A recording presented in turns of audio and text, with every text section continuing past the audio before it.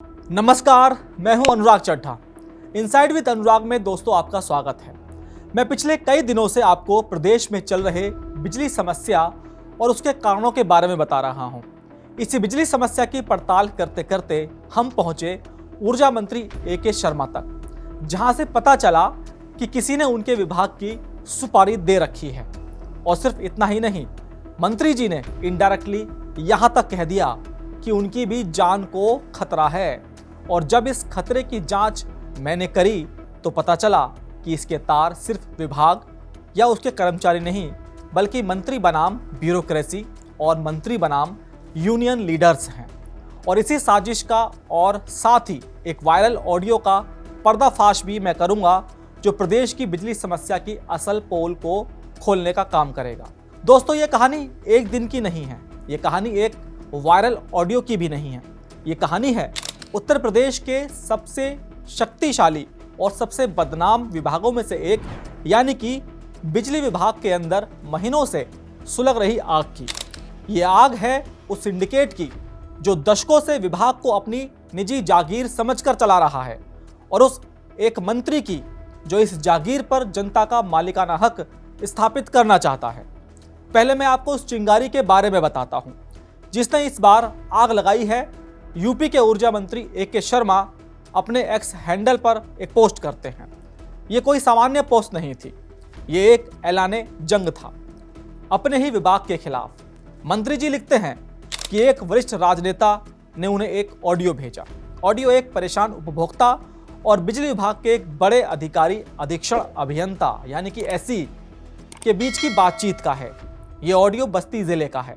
एक बड़े मोहल्ले में सुबह 10 बजे से बिजली गुल है। रात के 8 बज चुके हैं, कोई फोन नहीं उठा रहा। जब परेशान उपभोक्ता ने सुपरिटेंडेंट इंजीनियर प्रशांत सिंह को फोन किया तो जवाब सुनिए। इस मूड़ घाट का निवासी हूँ। मोड़ घाट, अच्छा ठीक है, बताएं। यहाँ बिजली नहीं 10 बजे से दिन से। कोई बात नहीं, 19/12 पे कंप्लेन कर दीजिए, आप आ जाएगी। हैं? 19/12 पे कंप्लेन कर दीजिए, आ जाएगी। 1912 पे? हाँ, 1912 यही सरकार ने दिया है टोल फ्री नंबर आपको। पूरे मोहल्ले नहीं, पूरे उत्तर प्रदेश में अगर बिजली नहीं आ रही तो 19/12 चलेगा। अच्छा, कंप्लेन के लिए नंबर है, टोल फ्री नंबर है। अच्छा, इसीलिए आप भाजपा गवर्नमेंट के भट्ठा बैठाने में जुटे हैं। मैं समझ गया। कौन? आप अधिकारी महोदय कहते हैं कि 1912 पर शिकायत लिखवाई है। जब उपभोक्ता कहता है कि वो आपकी जिम्मेदारी है तो अधिकारी का लहजा और भी असंवेदनशील हो जाता है। बात इतनी बढ़ जाती है कि परेशान उपभोक्ता अधिकारी पर सीधे सीधे सरकार को बदनाम करने का आरोप लगा देता है। यहां तक कह देता है कि आपके रिश्तेदार तो राजबब्बर और कांग्रेस में हैं, इसलिए आप जानबूझकर योगी सरकार का भट्टा बिठा रहे हैं। ये सिर्फ एक अधिकारी की बदजुबानी नहीं थी, मंत्री ए.के. शर्मा के लिए ये उस झूठ का सबूत था जो उनसे बोला गया था। मंत्री जी ने अपनी पोस्ट में लिखा था कि ठीक 3 दिन पहले उन्होंने यूपी पीसीएल के चेयरमैन, एमडी और तमाम बड़े अधिकारियों के साथ मीटिंग की थी। उन्होंने साफ साफ कहा था कि ये 1912 वाली टेक्नोलॉजी इंसानी व्यवस्था का विकल्प कभी नहीं हो सकती। अधिकारी जनता के फोन क्यों नहीं उठाते? लेकिन मीटिंग में अधिकारियों ने मंत्री जी से सफेद झूठ बोला। सबने एक सुर में कहा कि नहीं सर, ऐसा कोई निर्देश नहीं है कि सिर्फ 1912 पर ही शिकायत की जाए। मंत्री जी को यकीन नहीं हुआ और इस ऑडियो ने उनके शक को सच में साबित कर दिया। उन्होंने लिखा कि तितलौकी थी अब नीम पर चढ़ गई, और साथ में चेतावनी भी दी, जनता के प्रति अपनी जिम्मेदारी समझें, अन्यथा परिणाम भयंकर होंगे। और परिणाम हुआ भी। पोस्ट के कुछ ही घंटों के अंदर उपभोक्ता देवो भवः लिखते हुए मंत्री जी ने ऐलान किया कि बस्ती के एसई प्रशांत सिंह को तत्काल प्रभाव से निलंबित किया गया है। अब आमतौर पर जब ऐसे निलंबन होते हैं तो विभाग के दूसरे कर्मचारी मुस्तैद होकर काम में लग जाते हैं कि भाई कहीं अगला नंबर हमारा ना लग जाए, कहीं हम भी ना नब जाएं।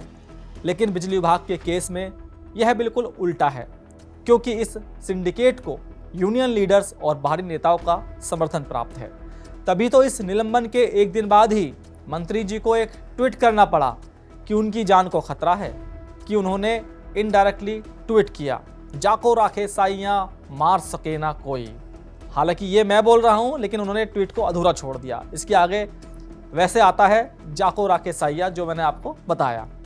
अब मंत्री जी का यह ट्वीट समझदार को इशारा ही काफी होता है कि जब तक ऊपर वाला बचाएगा तब तो कोई मुझे नहीं मार सकता। साथ ही यह ट्वीट यह भी दिखाता है कि मंत्री जी ने अपनी कमर पूरी तरह से कस ली है इस सिंडिकेट से लड़ने के लिए।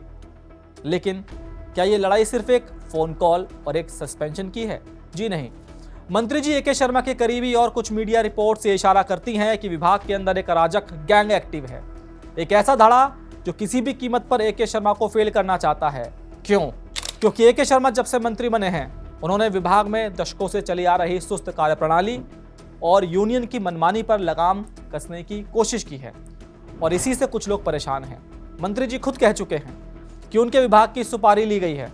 उनका आरोप है कि कुछ कर्मचारी नेता जो पिछली सरकारों में मजे में थे अब परेशान हैं क्योंकि ए.के. शर्मा उनके सामने झुकते नहीं।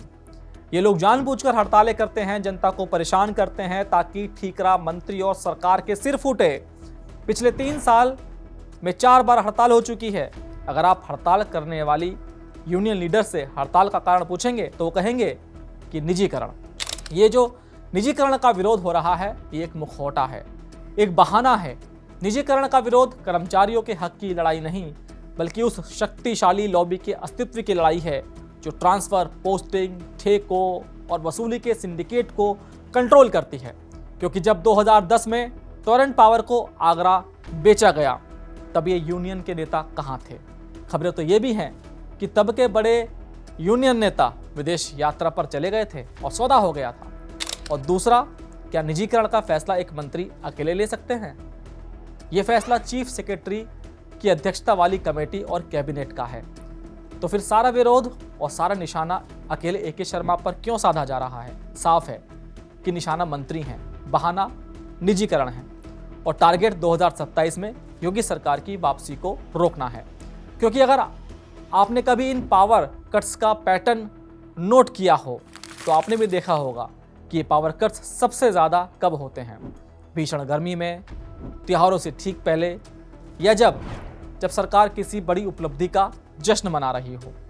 यह महज संयोग नहीं है, ये जनता की पीड़ा को एक हथियार की तरह इस्तेमाल करने का तरीका है। संदेश साफ है, हमारी शर्त मानो वरना हम जनता को इतना परेशान कर देंगे कि वो तुम्हें 2027 में सत्ता से उखाड़ फेंकेंगे। तो अब आगे क्या होगा मैं आपको बताता हूँ। क्या होगा? ये लड़ाई अब उस मोड़ पर पहुंच चुकी है जहां से वापसी नहीं हो सकती। ए.के. शर्मा ने सोशल मीडिया पर अपने ही विभाग को बेनकाब करके इस सिंडिकेट को सीधी चुनौती दे दी है। उन्होंने इस विभाग के कोड ऑफ साइलेंस को तोड़ दिया है। फिर चाहे जाको राखे साइया वाला ट्वीट हो या वायरल ऑडियो, ये जंग अब रुकने वाली नहीं है। या तो सिंडिकेट मंत्री को हटवाने में कामयाब होगा, जिसका मतलब होगा कि उत्तर प्रदेश में सुधार की कोई भी कोशिश नाकाम कर दी जाएगी, या फिर मंत्री से सिंडिकेट की कमर तोड़ देंगे, जिसके बाद इस विभाग का वो कायाकल्प होगा जिसकी किसी ने कल्पना भी नहीं की होगी। बीच का कोई रास्ता नहीं है। दोस्तों, उत्तर प्रदेश में चल रहे बिजली संकट को लेकर, मंत्री जी और विभाग को लेकर मेरा विश्लेषण आपको कैसा लगा? कमेंट बॉक्स में ज़रूर लिखकर बताइएगा। साथ ही साथ मेरे चैनल को सब्सक्राइब करना ना भूलिएगा। तो आप दोस्तों, आपसे फिर मुलाकात होगी किसी दूसरी खबर के साथ। फिलहाल मुझे दीजिए इजाज़त। नमस्कार।